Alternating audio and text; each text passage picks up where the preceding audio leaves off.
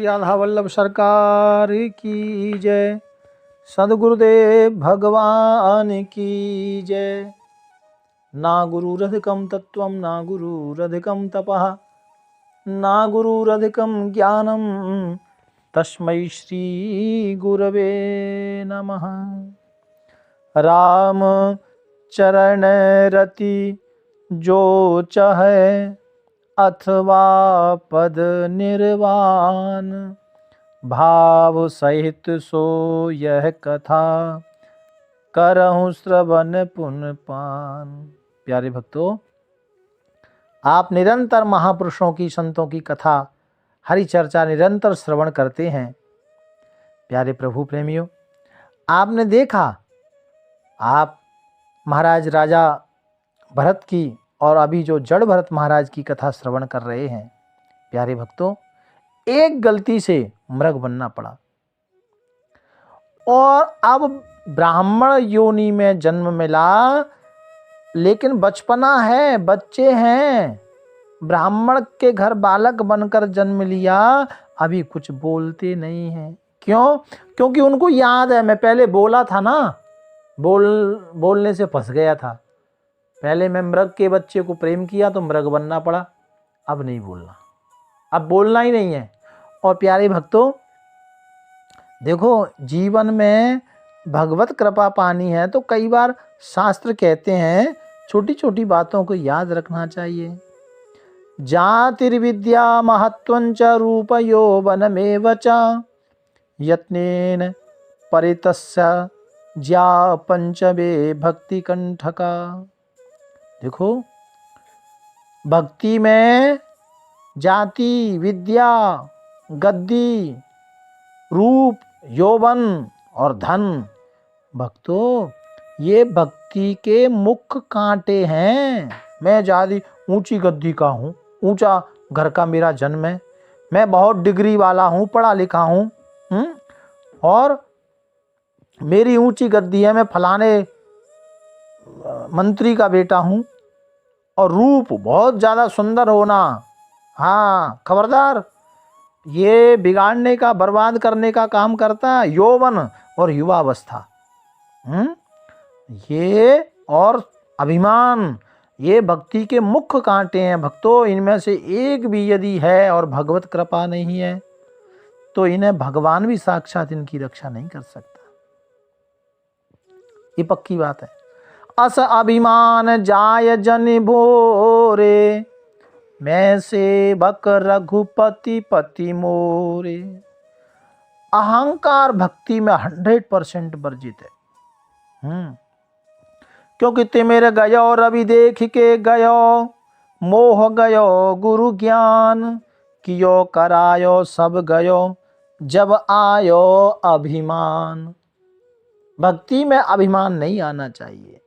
श्री भरतलाल जी को याद है कि मैंने थोड़ी सी गड़बड़ी की, मुझे मृग बनना पड़ा, अब भगवत कृपा से मुझे ब्राह्मण घर में है अंगिरस गोत्रोत्पन्न सर्वगुण संपन्न ब्राह्मण राजर्षि शिरोमणि श्री भरत जी महाराज मृग शरीर त्याग करके एक सुंदर ब्राह्मण का बालक के रूप में पूर्व जन्म आया।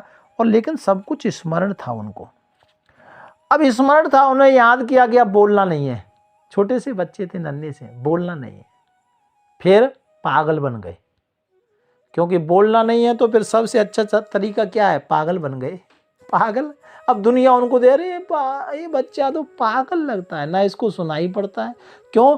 क्योंकि उससे कोई पूछता बेटा तुम्हारा नाम क्या है, तो बस कानों को, बालों को खुजाते और उसकी शक्ल देखते और मन में विचार करते यदि इसको नाम बताऊंगा तो आगे कोई प्रश्न करेगा, बोलते ही नहीं। तो लोग कहते पंडित जी लगता है तुम्हारा बच्चा पागल है?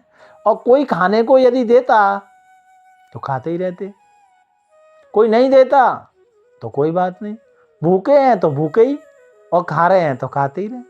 तो ऐसी अवस्था भरतलाल ऐसे आचरण किए कि लोगों को लगा कि यार ये बच्चा तो लगता है पंडित जी का ये बालक तो पागल है और इसका दिमाग ठीक नहीं है। आचरण ऐसे किए क्योंकि उनको लगा कि मैंने पहले बहुत प्यार किया तो मृग बनना पड़ा, अब नहीं बोलना। लेकिन भक्तों मन में सदैव अपने मन में भगवत चिंतन करते रहते, भगवान की याद करते रहते हैं। भगवान की याद कभी अपने मन से निकालते नहीं थे। और ऐसी स्थिति रामायण काल में श्री काकभूषुंडी महाराज की भी थी।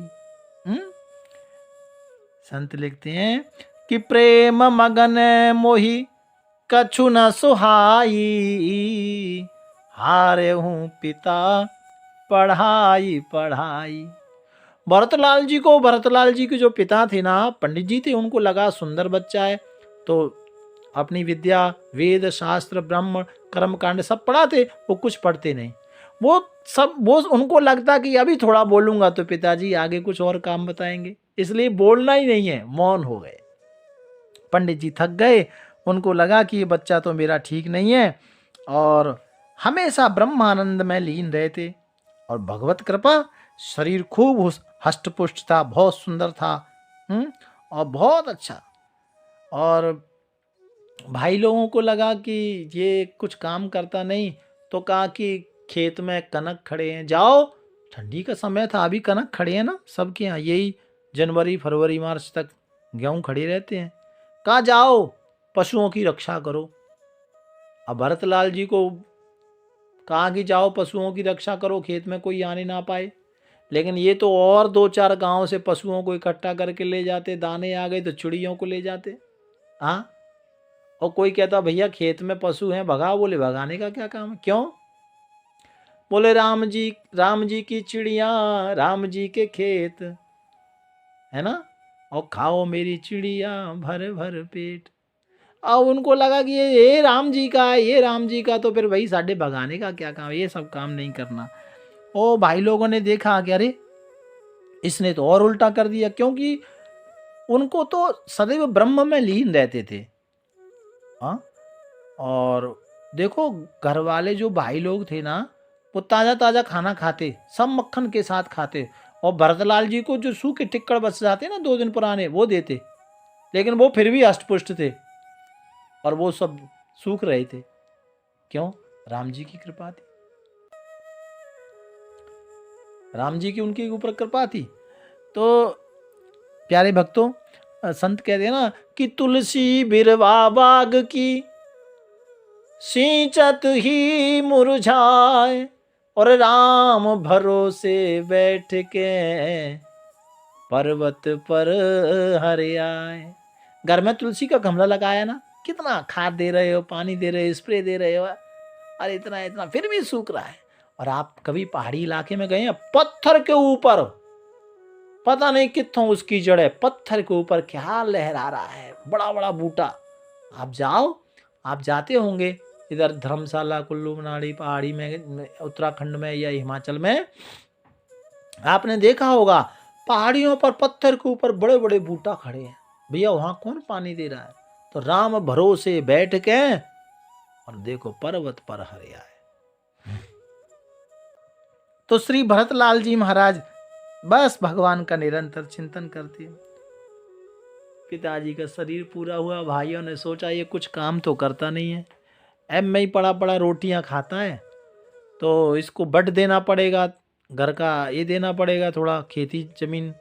तो कहा उससे लड़ने लगे, और लड़के उनको घर से बाहर निकाल दिया।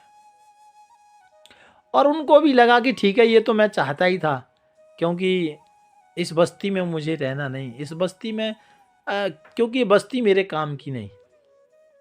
भरतलाल जी को लगा कि नहीं, ये बस्ती मेरे काम की नहीं है, और मैं तो यही चाहता था, यही मेरी राम जी की इच्छा है। और भरतलाल जी नगर से बाहर चल पड़े, और जिसको कछु ना चाहिए वही शहंशाह, भरतलाल जी जा रहे हैं। और प्यारे भक्तों, मन में कोई दुख नहीं है, किसी तरह की कोई चिंता नहीं है, और ये अकेले मस्त जा रहे हैं, हट्टा कट्टा शरीर है। एक बार जब ये रास्ते में जा रहे थे ना, तो जो भील लोग थे, उनमें कुछ भील लोगों ने, वो जंगल में रहते थे, तो उन लोगों को क्या था माता काली को बलि देना था, तो उनको लगा कि भाई अपन तो इधर के डाकू हैं, अपनी चलती है, जो कोई भी मिले उसको पकड़ लाओ।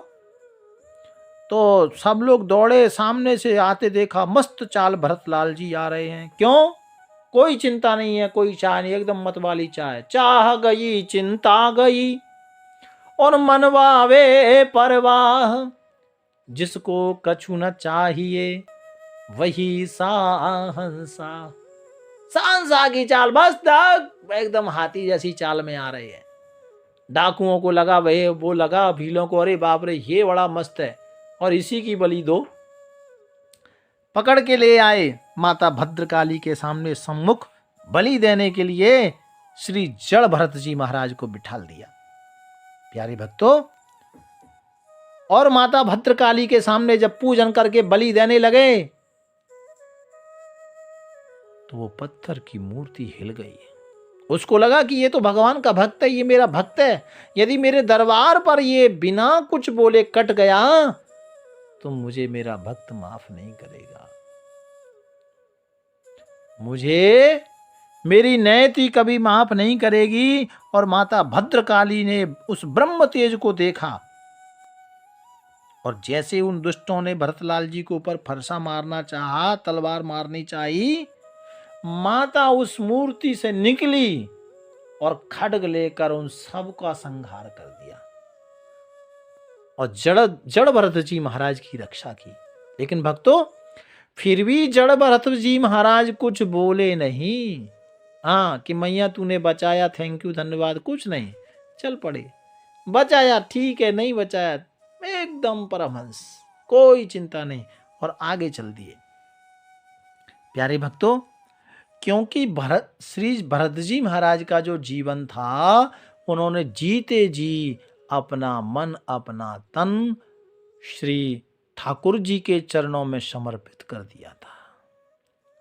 प्यारे भक्तों, आगे जब चले हैं तो सिंधु नरेश राजा रहुगण वो पालकी में बैठकर आ रहे हैं, और श्री भरत जी महाराज को भी उस पालकी में लगाया। फिर कैसे भरतलाल महाराज ने उनका उद्धार किया, ये कथा हम कल श्रवण करेंगे। भाव प्यार से राधे राधे राधे राधे। राधा